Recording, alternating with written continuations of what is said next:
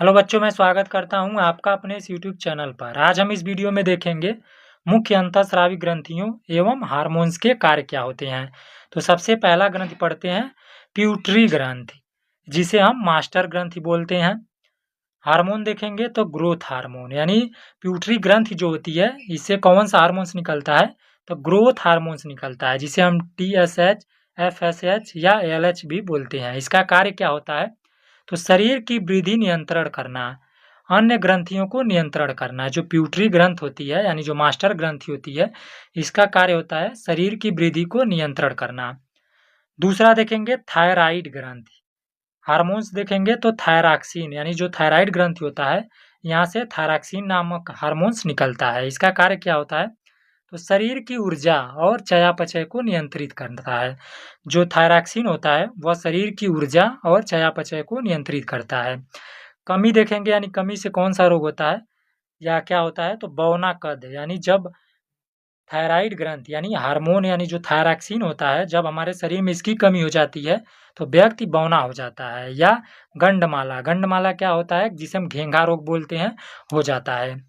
तीसरा पढ़ेंगे पैराथायराइड ग्रंथि। हार्मोन्स पढ़ेंगे तो पैराथार्मोन, पैराथायराइड ग्रंथि से कौन सा हार्मोन निकलता है, तो पैराथार्मोन निकलता है। इसका कार्य क्या होता है, रक्त में कैल्शियम और फास्फोरस का संतुलन बनाए रखना। जो पैराथायराइड ग्रंथि होती है यह रक्त में कैल्शियम और फास्फोरस का संतुलन बनाए रखती है। चौथा देखेंगे आग्नाशय, जिसे हम पैनक्रियाज बोलते हैं। तो हार्मोन्स देखेंगे कौन सा होता है, तो इंसुलिन और ग्लूकागन। जो इंसुलिन होता है और ग्लूकागन होता है वह अग्नाशय से निकलने वाला हार्मोन्स होता है, और यह कार्य क्या करता है, तो रक्त में शर्करा की मात्रा को नियंत्रण करता है, यानी जो शुगर होता है उसको नियंत्रण करने का कार्य अग्नाशय करता है।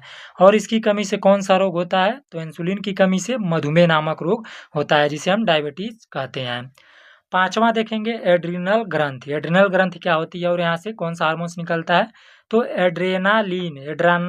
एड्रेनालिन नामक हार्मोन्स जो होता है वह एड्रिनल ग्रंथि से निकलता है। और इसका कार्य क्या होता है, आपातकालीन हार्मोन, भय, क्रोध, तनाव की स्थिति में कार्य करता है। इसे हम आपातकालीन हार्मोन भी बोलते हैं। और इसका कार्य होता है भय, क्रोध और तनाव जब होता है तब जाके यह उसकी स्थिति में यह कार्य करता है। हृदय गति, रक्तचाप और श्वसन दर बढ़ाता है, और इसका कार्य होता है हृदय की गति को बढ़ाना, रक्तचाप बढ़ाना और श्वसन दर को बढ़ाने का काम देखेंगे। गोनाड्स, यह जनन ग्रंथियां होती हैं। सबसे पहले नर में देखेंगे तो यहाँ जो हार्मोन होता है वह होता है टेस्टोस्टेरोन, जिसे हम द्वितीयक लक्षण दाढ़ी, मूछ, भारी आवाज हो जाना, यह किसके कारण होता है, तो टेस्टोस्टेरोन हार्मोन के कारण होता है। मादा में देखेंगे इसमें कौन सा हार्मोन होता है, तो ईस्ट्रोजन और प्रोजेस्टेरोन। अंडोत्सर्जन और गर्भाधारण में यह हार्मोन्स कार्य करता है। सातवां देखेंगे पिनियल ग्रंथि।